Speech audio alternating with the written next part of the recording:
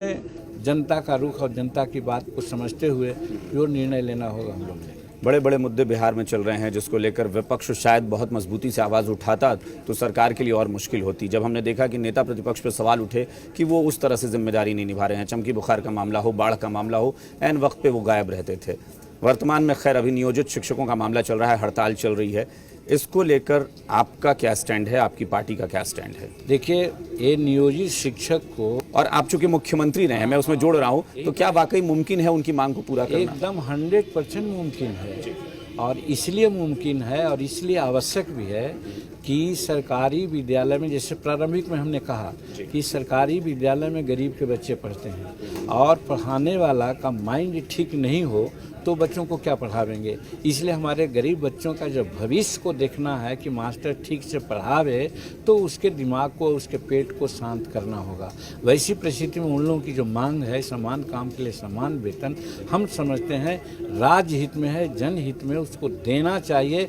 हो सके दूसरा कार्यक्रम हो उसमें कर्टेलमेंट करे, कोई बात कर ले, अच्छी बात है, लेकिन उन लोगों का जो मांग है उसको पूरा करना चाहिए। और इस माने में नीतीश कुमार जो कभी फ्लैटली बोल देते हैं कि नहीं दिया जा सकता है, हमारे पास आर्थिक स्थिति नहीं है, हम उनका इस माने में, लेकिन इस तरह की मांग पर हालांकि करना तो सरकार को ही होता है, लेकिन देश की अदालतों ने भी कई बार कहा है कि मुमकिन नहीं है, क्योंकि देश की अर्थव्यवस्था भी इजाजत नहीं देती। प्रदेश में क्या मुमकिन है कि इतने सारे टीचर्स जहां लाखों की तादाद में हैं उनको समान वेतन देकर उन्हें स्थायी तौर पर नौकरी में रख दिया जा सकता है? और यहाँ पर बहुत सारी बात होती है, अभी उस बात को हम न बोलेंगे, हालांकि बहुत पहले हम बोल चुके हैं कि आज हमारे के यहाँ जिस प्रकार से कार्यों में अनियमितता हो रही है या फिजूल खर्ची हो रही है, उसको अगर हम रोक देंगे तो इन लोगों को हम वेतनमान दे सकते हैं।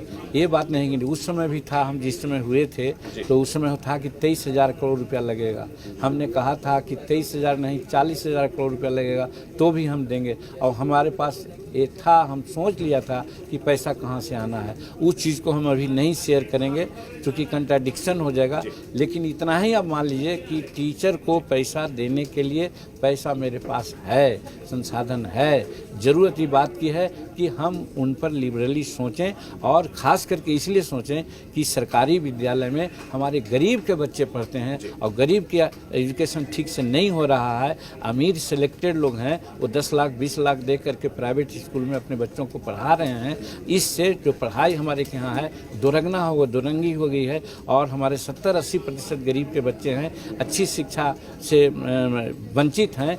इस चीज़ को मद्देनजर रखते हुए, चूँकि शिक्षा और शिक्षित हमारे बच्चे होंगे वही भविष्य निर्माता हैं और भविष्य निर्माता है, उसके लिए हम कहेंगे कि पैसा नहीं है, ये कहना उचित नहीं है। अब चूंकि एक बार फिर से सियासी मामलों पर आते हैं, चूंकि महागठबंधन को लेकर, आप महागठबंधन में इस वक्त आपकी पार्टी है और आप महागठबंधन को मजबूत करने की या कोऑर्डिनेशन कमेटी बनाकर एक अच्छे तालमेल की लगातार वकालत करते रहे हैं, क्या लगता है कि कहाँ उसमें चूक हो जा रही है? आप प्रयास कर रहे हैं लेकिन बाकी दल उसमें आपका साथ नहीं दे रहे हैं। खासतौर पर आरजेडी का मैं जिक्र करूं कि बहुत ज़्यादा उस पर वो सॉफ्ट रुख उसका नहीं दिख रहा है। देखिए, महागठबंधन में ये बात सही है कि सबसे बड़ी पार्टी है राजद और उसके बाद कांग्रेस।